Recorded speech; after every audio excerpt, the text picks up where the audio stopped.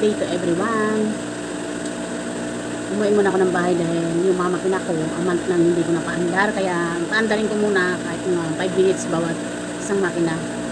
Kaya pinaandar ko na parehas sa mga motor para mamaya pag pero wala akong tatahiin. Ito ay paandarin ko lang kasi hindi ko pwedeng hindi nakaandar ang makina.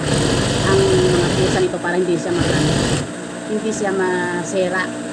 May stock up ba? Kaya pinapaandar ko ng dapat every week ay aandar ito papaandarin ko. Kaso lang sobrang pagod, sobrang puyat, anak ko panahon. Kaya ngayon hindi ko paandarin kasi buwan na hindi ko siya napaandar. Wala akong tinatahit, pinapaandar ko lang. Kinakailangan kasing paganahin to isa masasayang.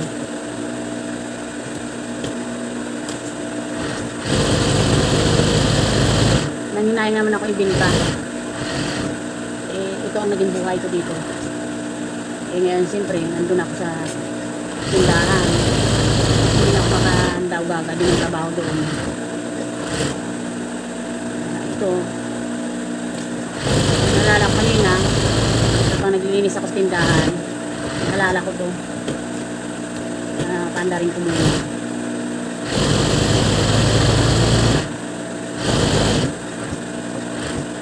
Kailangan 5 minutes.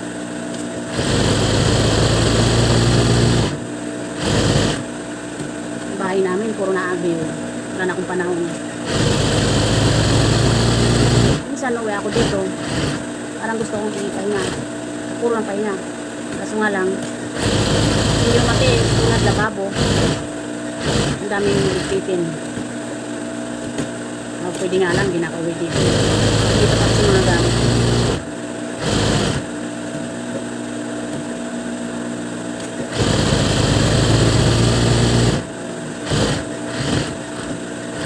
Ayoko na kasi magsulot-sulot dahil walang nasira yung pila ko dito. Ayaw nang gumana dapat. Paanan ko sana ng sinulit. Ay natamad na ako magsulot.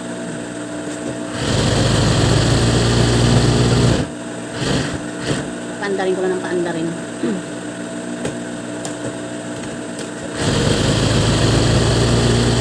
Nandito ako sa sa piping. Ito yung nagtutupi. Timing. Tapping sa mga shirts, marami. Ito yung kadalasan na ginagamit.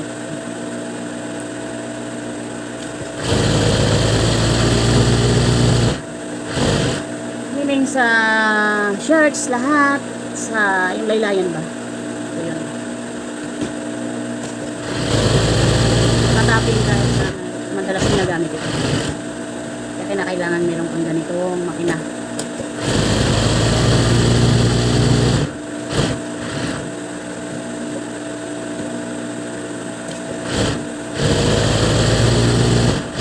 Tagal kong nakuha to noon nung ako'y nanay.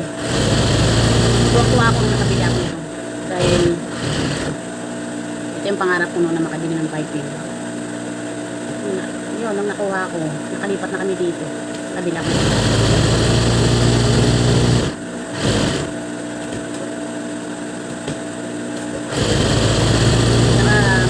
Madalang ito tumawag ng mekaniko ang mga makina ko dahil ako lang ang gumagamit. Lipat naman sa makina. Ayan, dito naman ako sa seatbelts. Ayan, pinaka-original talaga yung single na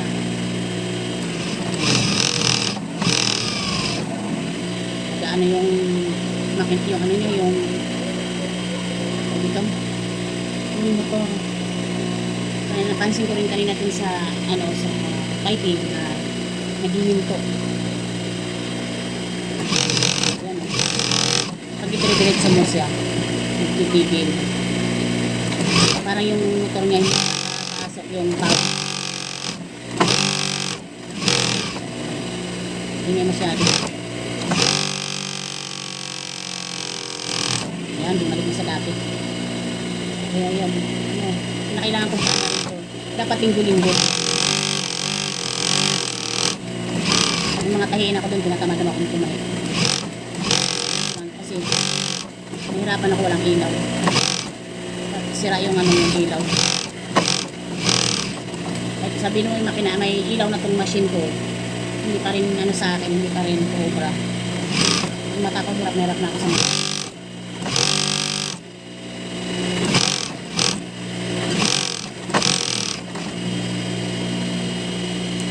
Kailangan paandar lang ito dahil hindi ko paandar.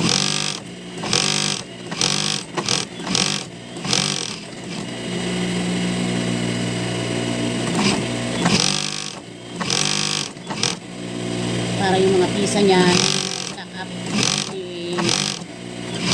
na kailangan maalog-alog pa lahat.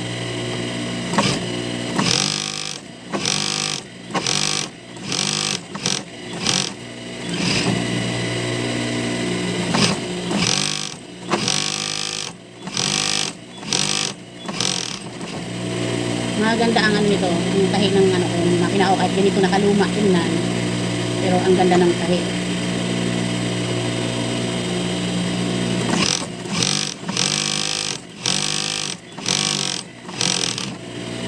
Dati yung ang makina ko iba na yung nananahi ako.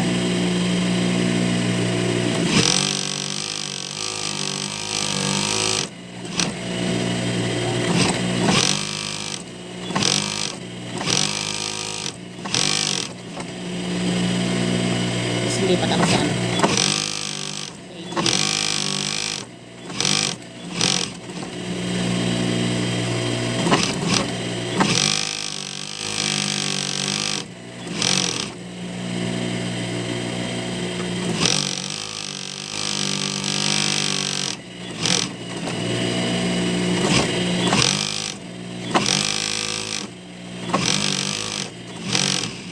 Sabi ni Oridma, bawasan mo yung damit ko. Hindi ko naman alam kung nasaan yung damit na yung babawasan. Hindi ko alam.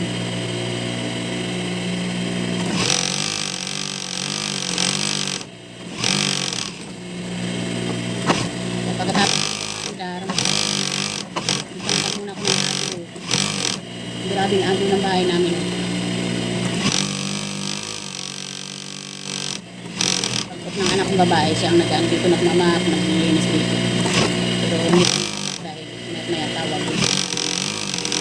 Siya nagkalakan yung mga labahay namin.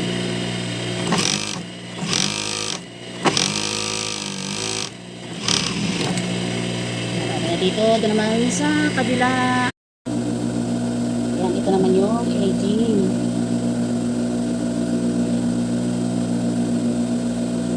Aging or overlock.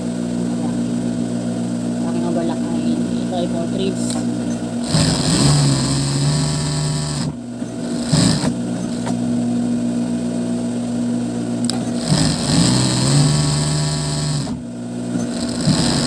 Linis lang to sa makina ko, hindi ko lang kasi nalilinis ng kaya ganito na lumang-lumang. Ang ganda ng mga pisa na mga original ng pisa. Ang ganda ng tayo ng makina. Madalang ako tumawag ng mekaniko dito. Pero ingat na ingat ako sa kung may umupok ka, kung may mga mananahi ako dati, walang patay lang yung mga mananahi na gamit.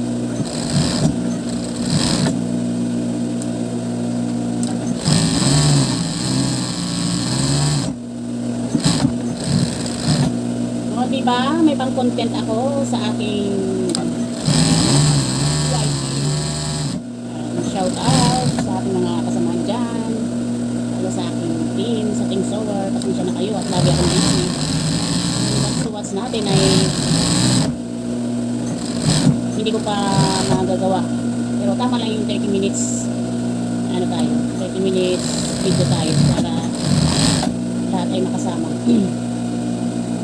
Diba? Kanina nagawa ko kanina yung impihil kanina.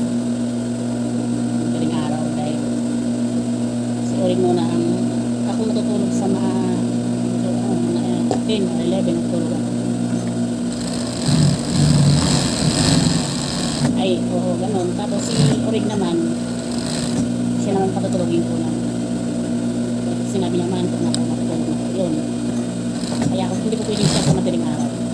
Kung bantay sa madaling araw.